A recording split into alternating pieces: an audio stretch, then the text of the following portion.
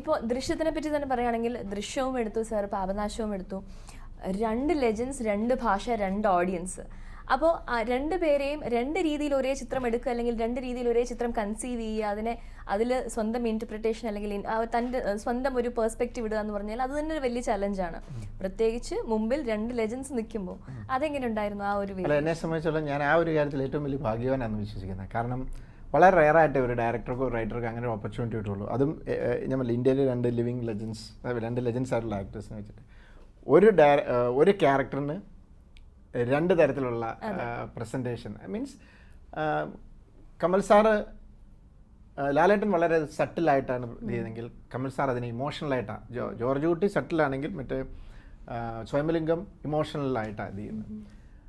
2 പേരും അവരുടേതായ രീതിയിൽ, കാരണം ഓരോരുത്തർക്കും ഓരോ സ്റ്റൈലുണ്ട്. അപ്പോൾ ഇതിനകത്ത് പലരും എന്നോട് ചോദിക്കുന്നത് ഇതിലാരാണ് കൂടുതൽ നല്ലത്. ഞാൻ പറഞ്ഞു എനിക്കത് എങ്ങനെ പറയാൻ പറ്റും, ഓരോരുത്തരും അവരുടെ സ്റ്റൈലിൽ അത് പ്രസൻറ്റ് ചെയ്യുന്നത്. എനിക്ക് 2 ഇഷ്ടമാണ്. പക്ഷേ അതൊരു വലിയ ഭാഗ്യമായിട്ട് ഞാൻ കരുതുന്നത്. കാരണം 2 ആർട്ടിസ്റ്റ്, വലിയ ആർട്ടിസ്റ്റ്, ഒരു ക്യാരക്ടർ 2 രീതിയിൽ ചെയ്തത് എന്ന് പറയുന്നത്. പക്ഷെ തമിഴ് ചെയ്യുമ്പോഴത്തേക്ക് ഓൾറെഡി മലയാളത്തിൽ ചെയ്ത് കഴിഞ്ഞിരുന്നു. അപ്പോൾ അതിൻ്റെ ഒരു പേഴ്സണൽ ഗ്രോത്ത് സാർ ആ ചിത്രത്തിൻ്റെ കൂടെ നടത്തിയിരുന്നു.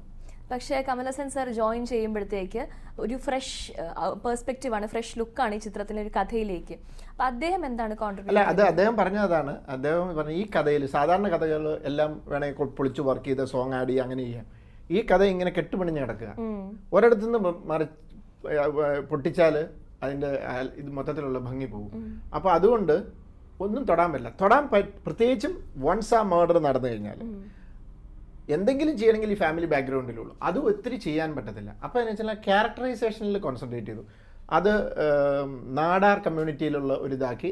അപ്പോൾ അതൊന്നും എനിക്കറിയാൻ മേല, കാരണം നാടാർ കമ്മ്യൂണിറ്റിയുടെ പ്രത്യേകത. അപ്പോൾ റൈറ്റർ ജയമോഹനും അതിനകത്തേക്ക് പിക്ചറിൽ വന്നു. അപ്പോൾ അവരിന്ന് നാടാർ കമ്മ്യൂണിറ്റിയുടെ പ്രത്യേകതയും കാര്യങ്ങളും എനിക്ക് ഫീഡ് ചെയ്ത് വന്നു. അങ്ങനെ ആ ക്യാരക്ടറൈസേഷനിൽ മാത്രം കമൽ സാറിൻ്റെ ഒരു സപ്പോർട്ടും ജയമോഹൻ്റെ സപ്പോർട്ടും ഉണ്ടായി. ബാക്കിയെല്ലാം എന്താണോ അതങ്ങനെ ചെയ്യാൻ പറ്റുള്ളൂ, കാരണം ആ കഥയുടെ പ്രത്യേകത അത് അങ്ങനെയാണ്. മലയാളത്തിൽ എല്ലാവരും പറയാറുണ്ട്, മലയാളത്തിലേക്ക് അന്യഭാഷകളിൽ നിന്ന് വരുന്ന നടീനടന്മാർ പറയാറുണ്ട്, മലയാളത്തിൽ സിനിമ പോലും അങ്ങനെയാണ്, എല്ലാവരും വന്ന് ഒരുമിച്ച് കൂടി ഒരു ആഘോഷമാണ്. തമിഴിൽ പോയപ്പോൾ ഒരു വ്യത്യാസം ഫീൽ ചെയ്തോ? ഇല്ല, കാരണം എങ്ങനെയായിരുന്നു മലയാളം ഷൂട്ട് ചെയ്ത് അതുപോലെ തന്നെയായിരുന്നു. കാരണം കമൽ സാറിനെ ഇപ്പോൾ ലാലേട്ടൻ ചെയ്തതുപോലെ തന്നെയായിരുന്നു കമൽ സാർ.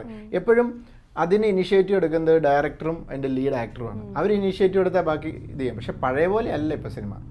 എല്ലാവരും ആർട്ടിസ്റ്റ് എല്ലാം ക്യാരവനുകളിലേക്ക് മാറി. പണ്ട് എല്ലാവരും ഇരുന്ന് വർത്തമാനം പറഞ്ഞ് ഇത് ചെയ്യുന്നതായിരുന്നു. പക്ഷെ അവരെയും കുറ്റം പറഞ്ഞിട്ട് കാര്യമില്ല. അത് ഞാൻ മനസ്സിലാക്കിയത് പാപനാശവും ദൃശ്യവും ചെയ്യുമ്പോഴാണ്. ലാലേട്ടൻ ത്രൂ ഔട്ട് ആ വീട്ടിനകത്തായിരുന്നു, ക്യാരവൻ പുറത്ത് കിടക്കുമായിരുന്നു. കമൽ സാർ ത്രൂ ഔട്ട് വീട്ടിനകത്തായിരുന്നു, ക്യാരവൻ പുറത്ത് കിടക്കുമായിരുന്നു. അപ്പം ഞാനിത് പിന്നെ പതുക്കെ പലരോട് സംസാരിച്ചപ്പോഴാണ് മനസ്സിലായത്, ഇപ്പം അവർക്ക് പുറത്തിരിക്കണമെന്ന് ആഗ്രഹമില്ലാഞ്ഞിട്ടല്ല, പുറത്തിരിക്കുമ്പോൾ മൊബൈൽ ഫോണിൽ വന്ന് ഫോട്ടോ, പഴയ പോലെ അവർക്ക് അങ്ങനെ ഇത് ചെയ്യാൻ പറ്റത്തില്ല. അങ്ങനെ വന്നപ്പോൾ അവർ കുറച്ചുകൂടെ അകത്തേക്ക് കയറി അവരുടെ പ്രൈവസിക്ക് വേണ്ടിയിട്ട്. ഇപ്പം സാറ് പലയിടത്തും പറഞ്ഞിട്ടുണ്ട്, 2ാമത്തെ ചിത്രമാണ് ആദ്യത്തെ ചിത്രത്തെക്കാളും കൂടുതലും ചലഞ്ചിങ് ആയിരുന്നത്, ബുദ്ധിമുട്ടിയത്. അങ്ങനെ നോക്കുകയാണെങ്കിൽ ദൃശ്യത്തിന് ശേഷം ഇനി ഏത് ചിത്രം എടുത്താലും ദൃശ്യം വെച്ചുള്ള കമ്പാരിസൺ നമ്മൾ നേരത്തെ സംസാരിച്ച പോലെ അതൊരു ചലഞ്ചാണ്. ഇനി മുന്നോട്ട് കാണുന്ന ചലഞ്ചസ് എന്തൊക്കെയാണ്?